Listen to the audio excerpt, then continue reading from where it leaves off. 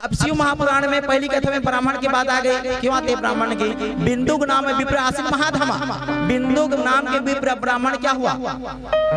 अधम हो गया, पापी हो गया और पिशाच में भी गया, पिशाच बन गया। और यहाँ श्रीमद् भागवत की कथा में धूमकारी नाम के ब्राह्मण भी प्रेत बना।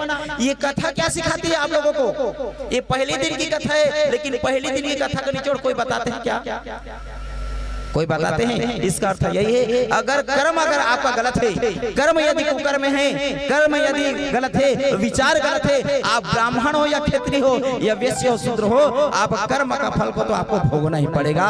मेरी बात अच्छा लगे तो राधे राधे। ये कथा सिखा रही है, ये कथा दुनिया वाले को संदेश देती है ना? संदेश इसी से हमें सीखना है।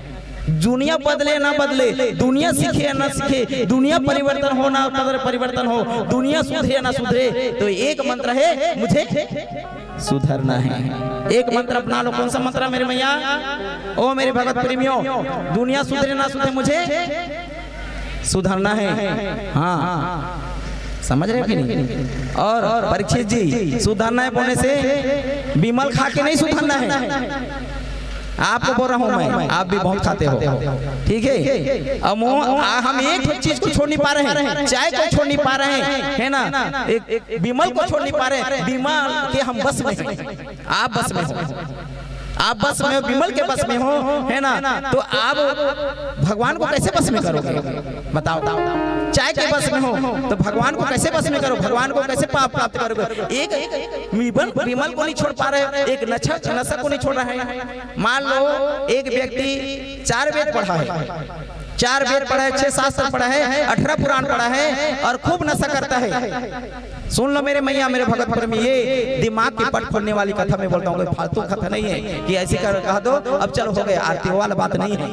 एक 4 वेद पढ़ा है, 6 शास्त्र अध्ययन किया है और रामायण शिव महापुराण की कथा सब अध्ययन किया है, समझ लो पहले। और एक अच्छू पढ़ा नहीं है, अंगूठा छाप, समझ रहे हो?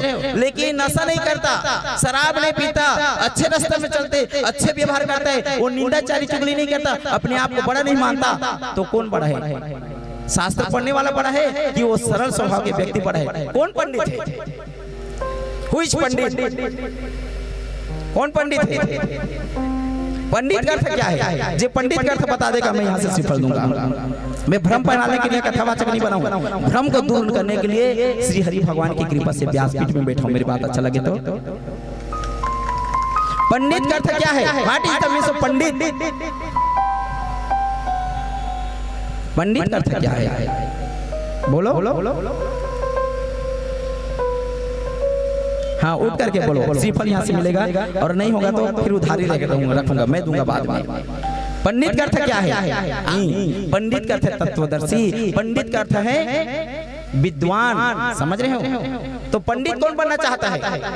बाबू पंडित बन रहे हो आप। हम लोग जब स्कूल में पढ़ते थे ना, तो एक बच्चे को बोलता था, अरे बहुत पंडित है गुरु रे, अरे तो बहुत पंडित बन गया है, ऐसे बोलता था, बहुत पंडित बन गया है। मतलब क्या समझे? मतलब लोग उसको हंसते थे, पंडित के बोलने से हंसते थे। तो पंडित का अर्थ ऐसे नहीं, पंडित का अर्थ है ज्ञानी। पंडित का अर्थ है, पंडित कभी वर्ण विशेष नहीं है, पंडित मौलिक ज्ञान विशेष है, ज्ञान विशेष। और ज्ञानी वही है जो अपने जीवन में वही ज्ञान को उतारता है जी, और जो ज्ञान को नहीं उतारकर कहा है खाक पंडित।